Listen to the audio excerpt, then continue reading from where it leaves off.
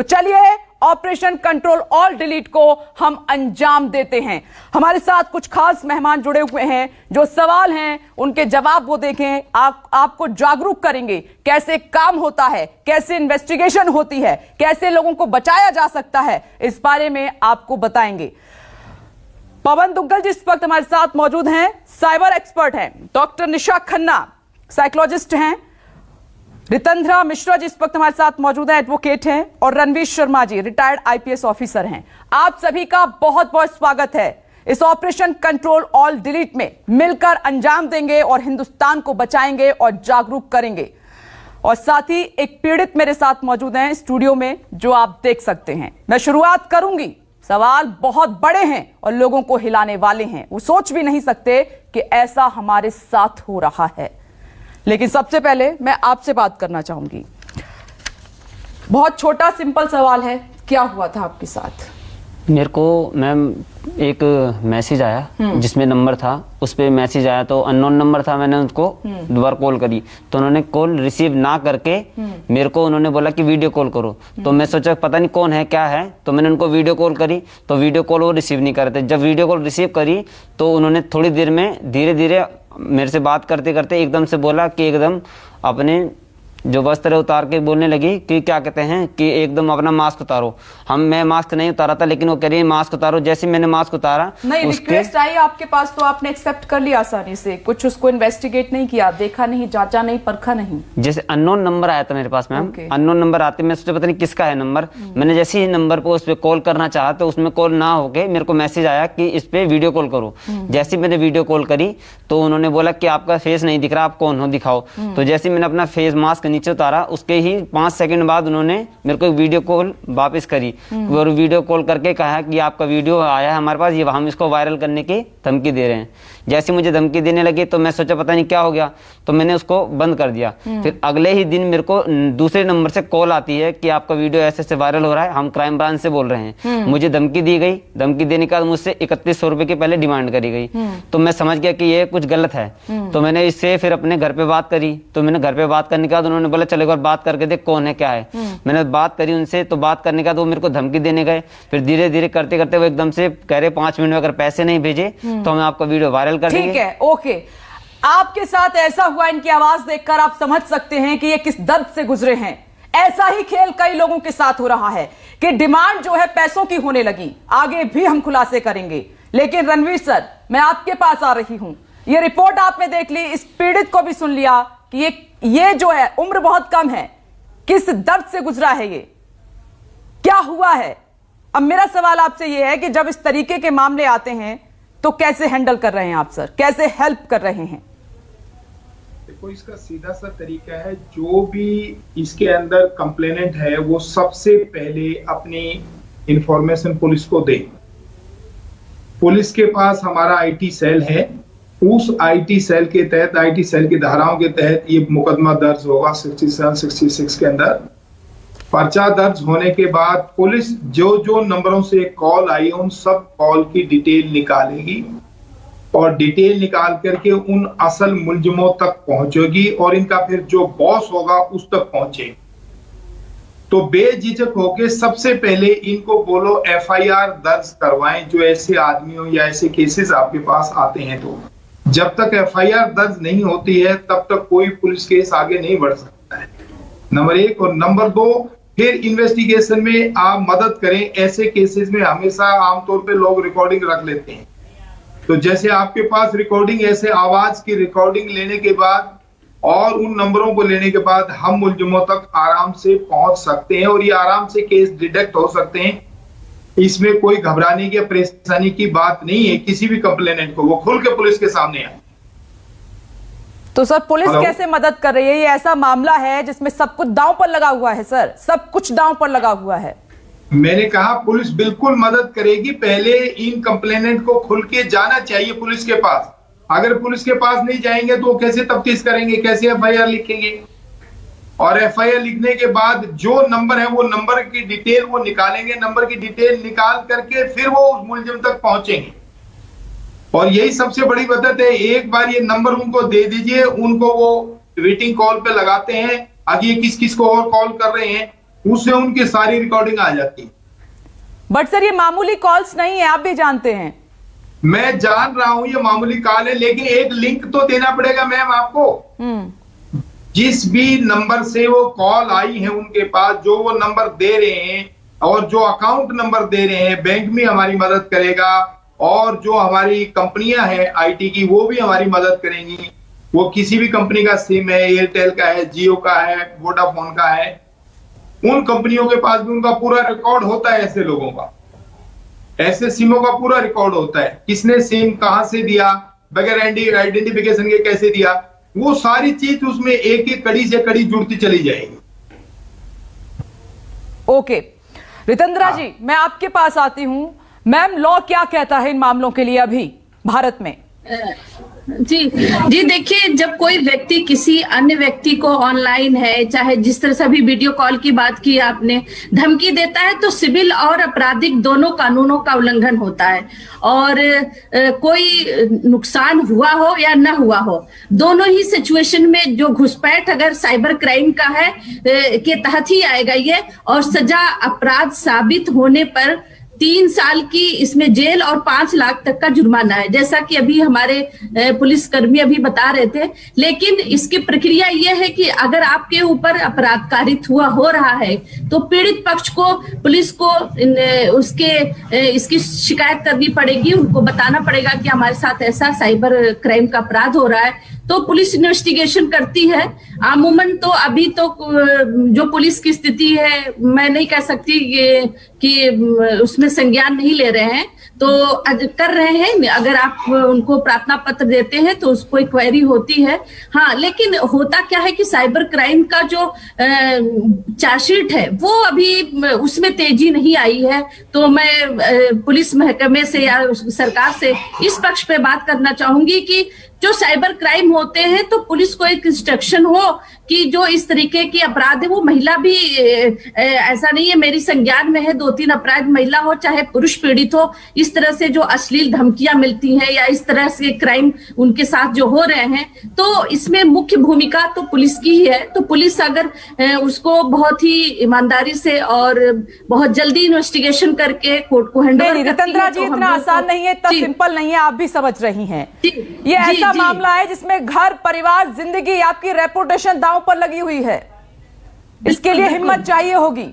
सब कहने से नहीं, ये कोई मारपीट का मामला नहीं है कि हम सीधे गए और कंप्लेन करा दी। जी, मैं यहाँ पे आपको बता दूं कि बहुत ऐसे एकाध पीड़ित मेरे पास व्हाट्सएप करके मैसेज किए, मैम हेल्प करिए, लेकिन मेरे परिवार वालों को ना पता चले, अगर वो पुरुष है तो मेरी पत्नी को ना पता चले। ये तो ऐसी सिचुएशन में वो पुलिस के पास भी नहीं जाना चाहता या कोई किसी के कोर्ट न्यायालय के अंदर कोई अर्जी नहीं देना चाहता, तो काफी टफ होता है। लेकिन फिर भी हम लोग उसको माइंड मेकअप करके किसी तरह से समझाते हैं कि भाई अगर तुम कंप्लेंट नहीं करोगे तो तुम्हारी इन्वेस्टिगेशन कैसे होगी, कैसे वो अपराधी पकड़ा जाएगा। और साइबर, ये पुलिस अच्छा बताएगी कि साइबर अपराधी कितने पकड़े जाते हैं। जो मेरा सवाल आपसे ये है कि साइबर क्राइम के मामले में अभी क्या लॉ है, इसमें क्या सजा का प्रावधान है? जी, इसमें अगर देखिए, मैंने अभी बताया कि इसमें सिविल और क्रिमिनल दोनों आपराधिक मामले बनते हैं अगर दस्तावेजीकरण मिलता है तो। और आफ्टर इन्वेस्टिगेशन जो अगर साबित हो जाता है उसके ऊपर साइबर क्राइम, तो 3 साल की सजा और 5 लाख तक के जुर्माने का प्रावधान है। अभी और भी चीजें हैं। ये नॉन बेलेबल है या बेलेबल है क्राइम? ये देखिए, अब ये डिपेंड करता है कि इन्वेस्टिगेशन में चार्जशीटेड क्या हुआ है। जैसे कि अगर 66 धारा में बहुत सारे एलिमेंट्स आते हैं कि अगर उनको अश्लीलता के साथ कोई गंभीर अपराध उसमें पाया जाता है, पुलिस और भी कई चीजें हैं, जैसे चाइल्ड पोर्नोग्राफी में जो संशोधन आया 2009 के बाद, तो उसमें बहुत सारी चीजें हैं। जैसे कि मान लीजिए अगर वो आईपीसी का धारा 292, 293, 294, 500, मतलब पुलिस इन्वेस्टिगेट करके जिन धाराओं में चालान करेगी उसी पे आधारित हम लोग उसको सजा जो है दिलाते हैं। और ये नॉन बेलेबल भी है। अब ये है कि वो अपराध, साइबर अपराध किस तरीके का किया है। अगर सिर्फ अपराध के ऊपर है ये डिपेंड कि किस तरीके का अपराध किया है, उसके बाद उस तरीके की सजा है, उसी तरीके का एक्शन है। ठीक है मैडम, मैं आती हूं आपके पास क्योंकि ये शो बहुत बड़ा है और एंड तक हमें अंजाम देना है ऑपरेशन कंट्रोल ऑल डिलीट को। डॉक्टर निशा, अब मैं आपके पास आती हूं क्योंकि आप अनुभवी हैं, कई केसेस आपने देखे होंगे। एक पीड़ित हमारे साथ स्टूडियो में है, उसकी जुबानी आपने सुना कि कितने पेन में रहा है, कितने दर्द में ये रहा है, ऐसे न जाने कितने लोग होंगे। तो उस समय कैसे आप इनको समझाती हैं, कैसे काम करती हैं, क्या थेरेपी दी जाती है, किस ट्रॉमा से गुजर रहे होते हैं? देखिए, अगर आप मेंटली और इमोशनली स्ट्रांग नहीं है तो डेफिनेटली इस फाइट को लड़ना आसान नहीं होगा, क्योंकि बहुत ज्यादा बदनामी होने का डर होता है।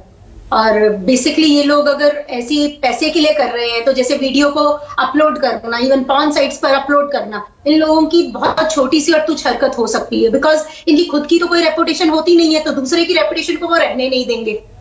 So most of the time अगर आप एक ऐसे किसी दौर से गुजर रहे हैं तो आप हिम्मत मत हारिए, आपको सामना करना पड़ेगा, मुश्किल समय है होगा, बट उस पर्टिकुलर समय में हमारा यही कहना होता है पर्सन को, स्टैंड लीजिए, कंप्लेंट फाइल करिए। I think so cyber expert हमारे साथ है, वो बता पाएंगे कि किस तरह से वर्क होता है, क्योंकि कंप्लेंट सिस्टम में जैसे कि सर ने बताया है कि सिस्टम थोड़ा डिले है, एडवोकेट मैम ने बताया है कि लॉ स्ट्रिक्ट है पर उनकी एक्टिविटी होने में थोड़ा टाइम लगता है। अगर आपने कुछ नहीं किया है और आप सिर्फ उसका शिकार है तो मुझे लगता है आपको कंप्लेंट करनी बनती है। और मोस्ट ऑफ द टाइम ऐसा भी होता है, कुछ लोगों से गलतियां हो जाती हैं और उस गलतियों को बचाने के लिए इवन मैंने बहुत सारे केसेस किए हैं जिनमें 16-17 साल की लड़कियों से गलतियां हुई हैं और उनसे अगर गलती हुई, उन्होंने न्यूड पिक अपने पार्टनर को कहीं भेजी और बाद में उसी पार्टनर ने, उसी बॉयफ्रेंड ने उन्हें ब्लैकमेल करना शुरू कर दिया उन फोटोग्राफ्स के लिए। I don't know, during my consultation sessions numerous times it happens.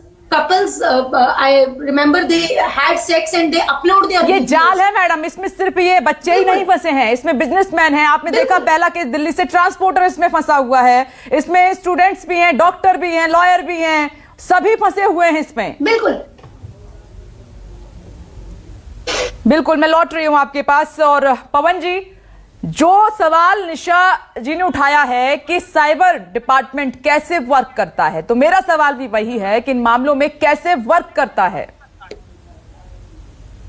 देखिए, पहले एफआईआर दर्ज होती है, उसके बाद तफ्तीश होती है, इलेक्ट्रॉनिक एविडेंस को एकत्रित किया जाता है, फिर चार्जशीट बनती है, कोर्ट में दाखिल होती है और फिर ट्रायल चलता है। अदालत डिसाइड करती है कि व्यक्ति विशेष ने काम किया या नहीं किया।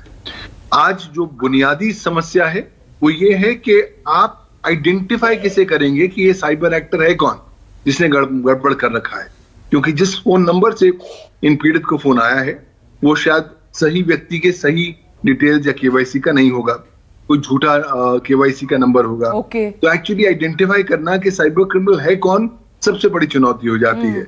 इसलिए टाइमली रिपोर्टिंग बहुत ज्यादा जरूरी होती है। अगर आप टाइमली रिपोर्ट करेंगे तो पुलिस के पास समय होता है कि वो उस टाइम जोन के अंतर्गत विभिन्न प्रकार की जो इलेक्ट्रॉनिक एविडेंस है उसको एकत्रित कर लेती है और फिर तफ्तीश करती है। लेकिन पुलिस के लिए ये बहुत बड़ी प्रायोरिटी नहीं है। आज आप बहुत बड़ा प्रोग्राम तो कर रहे हैं, लेकिन आप थाने में जाइए, मुकदमा दर्ज कराने की कोशिश करिए। 10,000 मुकदमों में, कंप्लेंट्स में अगर एक मुकदमा दर्ज हो जाता है तो बहुत ज्यादा हम लोगों की सफल जो है रिपोर्टिंग रेट नहीं है। केंद्रीय सरकार ने एक रिपोर्टिंग पोर्टल जरूर बनाया है, cybercrime.gov.in, लेकिन वो रिपोर्टिंग पोर्टल तक ही सीमित हो गया है।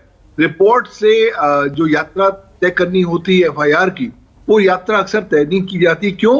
क्योंकि अधिकांश से ये जो पुलिसिंग सब्जेक्ट्स हैं ये स्टेट सब्जेक्ट हैं, तो स्टेट पुलिस के ऊपर छोड़ दिया जाता है कि आप इसमें मुकदमा दर्ज करना चाहेंगे या नहीं करना चाहेंगे। पुलिस का कहना है कि साहब आज हमारे पास बहुत ज्यादा संगीन किस्म के अपराध हैं, चाहे रेप हो, किडनैपिंग हो, मर्डर हो, उसके संदर्भ में आप ये क्या बेकार के आप अपराध देकर आए जी। तो यही कारणवश होता है। ठीक है रणवीर सर से, क्योंकि इंपॉर्टेंट सवाल आपने रेज किया है इस पूरे मामले से जुड़ा हुआ, तो रणवीर सर से मैं सवाल पूछूंगी, आगे हम उठाएंगे, क्योंकि हमें बाकी जिंदगियों को बचाना है, अवेयर करना है, इसीलिए सब जरूरी है जो हम कर रहे हैं आज। तो सोशल मीडिया पर ये ब्लैकमेलिंग का ये नया और खतरनाक खेल बड़े पैमाने पर खेला जा रहा है, जिसका आप अंदाजा नहीं लगा सकते हैं। मैंने शुरुआत में ही कहा कि जो हम चर्चा कर रहे हैं, जो रिपोर्ट हम आपको दिखा रहे हैं, यह तो मात्र शुरुआत है। हकीकत जब सामने आएगी तो आप दहल जाएंगे। जिस तरह एक ट्रांसपोर्टर शिकार हुआ, उसी तरह एक मेडिकल स्टूडेंट भी इस गैंग के जाल में फंस गया और उसके साथ क्या हुआ यह भी आपको दिखाते हैं। साजिश का दूसरा शिकार दिल्ली का मेडिकल स्टूडेंट। दिल्ली का रहने वाला यह मेडिकल स्टूडेंट भी जिंदगी बर्बाद कर देने वाली साजिश का शिकार हुआ है, लेकिन इसे अपनी गलती का एहसास महज 4 घंटे में हो गया। इसी 3 जून को इसे फेसबुक पर लड़की का मैसेज मिला। यहां दोनों की दोस्ती हुई, नंबर एक्सचेंज हुए, व्हाट्सएप पर बातचीत शुरू हुई। इसके बाद लड़की सीधे मुद्दे पर आ गई। पूछा, ऑनलाइन ... करना चाहते हो? लड़के ने तुरंत जवाब दिया, बिल्कुल। और यहीं इससे बहुत बड़ी गलती हो गई, बहुत बड़ी भूल हो गई। उधर से वीडियो कॉल आया। लड़की अश्लील हरकतें करने लगी। कुछ देर बाद फोन कट गया। फिर लड़के को उसके व्हाट्सएप पर एक वीडियो भेजा गया। साथ में लिखा था, यूट्यूब, फेसबुक, इंस्टाग्राम, ट्विटर पर यह वीडियो वायरल होगा, बताओ अपलोड करें या डिलीट। अगला मैसेज था कि उसका वीडियो वायरल हो रहा है। मेडिकल की पढ़ाई कर रहा लड़का डर गया। उसने वीडियो डिलीट करने को कहा। व्हाट्सएप नंबर एक्सचेंज हुए, वहाँ पे बात हुई, फिर वीडियो कॉलिंग वगैरह हुई, फिर उन्होंने ब्लैकमेल स्टार्ट कर दिया। एक्सेप्ट कर ली, बातचीत हुई, व्हाट्सएप नंबर एक्सचेंज हो गए हमारे। तो ये कितने समय तक, कितना टाइम लिया दोस्ती यारी में और एकदम से फ़ोन आने में कितना वक्त लगा? 2-3 घंटे। फिर उसके बाद उन्होंने क्या कहा? वीडियो कॉलिंग कर ली उन्होंने। मैंने भी वीडियो कॉल करने की बात करी। हाँ, फिर वीडियो कॉलिंग कर ली। फिर उन्होंने पता नहीं कब में से स्क्रीन रिकॉर्डिंग कर ली। फिर ब्लैकमेल करने लगे, पैसे मांगने लगे। वीडियो ने इस युवक को अंदर तक हिला डाला। वीडियो कॉल करने वाली लड़की ने मैसेज करके वीडियो डिलीट करने के एवज में 3100 रुपए की मांग की। पीड़ित ने कहा कि वो इतने रुपए नहीं दे पाएगा, उसके पास पैसे नहीं है। तो ब्लैकमेलर 2100 रुपए की मांग करने लगी। लड़के ने कहा कि वो सिर्फ 700-800 रुपए ही दे सकता है। आखिरकार लड़की ने पैसे कम कर दिए। 1000 रुपए लेने पर राजी हो गई। लड़के ने 1000 रुपए पेटीएम कर दिए। पेटीएम का स्क्रीनशॉट भी शेयर किया। इसके बाद पीड़ित ने वीडियो डिलीट करने की गुजारिश की, लेकिन इसके बाद अगला गेम शुरू हो गया। वीडियो डिलीट करने के बजाय उधर से फिर वसूली शुरू हो गई। इस बार 2100 रुपए की डिमांड की गई। पहले तो पीड़ित गिड़गिड़ाता रहा, वीडियो डिलीट करने की गुहार लगाता रहा, लेकिन जब ब्लैकमेलर नहीं मानी तो उसने फिर से 2100 रुपए पेटीएम कर दिए। मैं फिर वो पैसे मांगने लगे, मेरे पास वीडियो सेंड करी उन्होंने। अच्छा। पैसे मांगने लग गए। बोले कि वायरल करेंगे यूट्यूब, फेसबुक, इंस्टाग्राम, ट्विटर पे। तो अपलोड करने के लिए पैसे मांगने लगे 3100 रुपये। तुमने किसी को बताया और पैसे दे दिए? ऐसी पैसे दे दिए थे मैंने। क्यों दिए पैसे? बल्कि वीडियो वायरल ना हो जाए। फिर और 3100 करके और मांगने लगे, फिर मैंने मना कर दिया। वसूली यही नहीं रुकी। इसके बाद लड़के से तीसरी बार पैसे की मांग की गई। इस बार 5100 रुपए की डिमांड की गई। ये चार्ज फेसबुक पर वीडियो अपलोड न करने के लिए मांगा गया। पीड़ित ने अपने एक जानकार के पुलिस डिपार्टमेंट में होने का हवाला दिया और शिकायत की धमकी दी। तब भी ब्लैकमेलर पर कोई असर नहीं हुआ। पहले 1000 दिए थे, फिर उन्होंने दोबारा मांगे? हाँ, फिर दोबारा मांगे। तो तुम बोले बार-बार तुम्हें किस चीज की धमकी दे रहे थे वो? कि वायरल कर देंगे वीडियो, ये और वो। तुम्हें स्क्रीनशॉट भी भेजे थे कोई? हाँ, स्क्रीनशॉट भी भेजे थे। तो तुमने इसकी जानकारी किसी को दी थी? पुलिस को, किसी को? हाँ, एक भाई अपने जानकार, उनको दी थी। अच्छा, फिर क्या करा? उन्होंने बोले कि और पैसे मत करना, ट्रांसफर, कुछ नहीं होगा। कुछ नहीं होगा। आप पुलिस में कंप्लेंट लिख रहे हैं हम। तो किस तरीके से तुम्हें डरा रहे थे वो? ये वीडियो वायरल के उस पे। और तुम डर गए थे उसको लेके? हाँ जी। ब्लैकमेलिंग जारी थी। एक पेमेंट करने के बाद दूसरे की डिमांड की जा रही थी।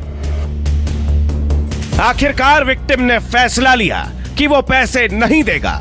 उसने दिया भी नहीं। कैमरामैन कलिकांत झा के साथ राहुल प्रकाश, न्यूज़ 24।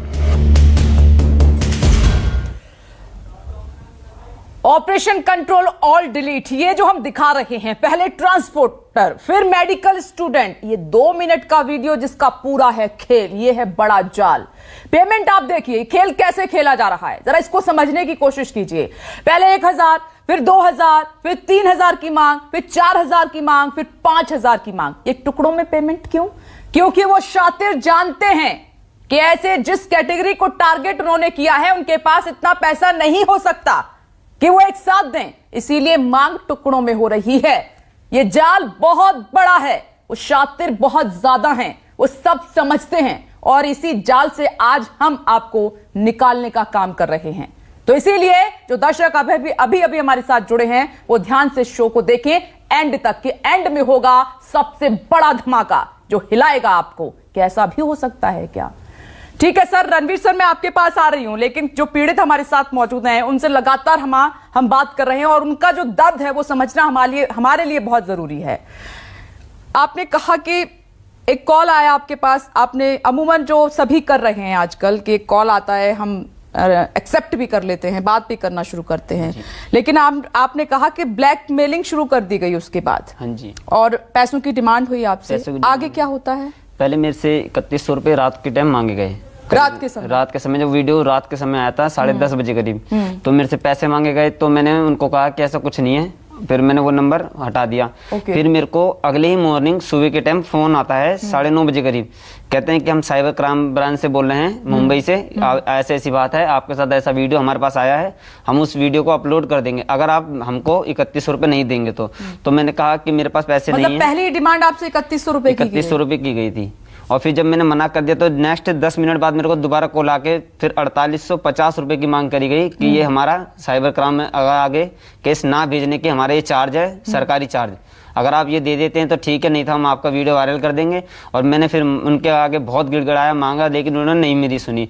फिर मेरे को दोबारा कॉल करके उन्होंने क्या कहा गया उनकी तरफ से, क्या कहा गया जब आपने कहा कि मेरे पास पैसे नहीं है, मैं नहीं दे सकता, मेरे पास फाइनेंशियली प्रॉब्लम है, तो उनकी वहां से रिप्लाई क्या आता है आपके पास? वहां से उन्होंने बोला कि ये वीडियो है तुम्हारा, अगर हम नहीं करेंगे तो हमारी नौकरी भी खतरा हो जाएगा, ये है, मुझे धमकाया गया। फिर मैंने बोला सर ऐसी कोई बात नहीं है, अगर आपको ऐसा है तो आप कौन बोल रहे हो, आप मेरे को मिलो, आप मेरे को मिलो, अगर ऐसी कोई बात है, अगर पैसे की बात है आप मिलो, मैं आपको फेस टू फेस पैसे देता हूँ। तो वो कह रहे कि नहीं हम मिल नहीं सकते, हम यहाँ से मुंबई से बोल रहे हैं। तो हर बार जब वो फोन करते थे कोई नया एड्रेस बताते थे मेरे को, तो नया एड्रेस बताने के बाद ही उन्होंने फिर मेरे को फोन किया। नहीं अकाउंट नंबर सेंड किया या एड्रेस आपको बताया? नहीं, मेरे को एड्रेस बता रहे थे कॉल पे कि हम यहाँ से बोल रहे हैं, और मेरे को एक आईडी भी उन्होंने व्हाट्सएप करी कि हम अपनी किसी दूसरे शख्स की उन्होंने फोटो लगी। ये जो रिक्वेस्ट आपके पास आई और आपने एक्सेप्ट कर ली, ये कितनी देर बाद आपके साथ हुआ है? सब कुछ वक्त तो लगा होगा, कुछ बातचीत का सिलसिला तो शुरू हुआ होगा। ये 5 मिनट के अंदर अंदर इन्होंने पहले तो मैसेज आया, जैसे मैंने इनको मैसेज पे कॉल करी तो इन्होंने कॉल रिसीव ना करके मेरे को कहा कि वीडियो कॉल करो। अच्छा। तो मैंने वीडियो कॉल करी इस नंबर पे, तो वीडियो कॉल। आपको कुछ शक नहीं हुआ उस वक्त? जैसे अननोन नंबर था, मैं सोचा पता नहीं कौन है, हो सकता है कोई जानकार हो, मैं जानकार ही समझ के इसको वीडियो कॉल करी थी। क्योंकि फिर जब ऐसे मैंने वीडियो कॉल करी तो आपको लगा कुछ अर्जेंट हो सकता है? यस मैम, मैं सोचा कोई हो सकता है कि जानकार हो। मैसेज से आपको कुछ भी ऐसा शक वाली बात नहीं, खाली नंबर आया था मैसेज पे, तो आपको लगा किसी रिलेटिव का भी हो सकता है, कुछ अर्जेंट हो सकता है। ठीक है, उसके बाद इनको वीडियो कॉल आ जाती है। ये किस तरीके से लोगों को फंसाया जा रहा है वो पूरी बात हम आज रख रहे हैं आपको सावधान करना है ताकि आगे आप इस जाल में ना फंसें। एक छोटा सा ब्रेक ले रहे हैं, लेकिन ऑपरेशन कंट्रोल ऑल डिलीट लगातार जारी है। आज दिन भर आप बने रहिए न्यूज़ 24 के साथ।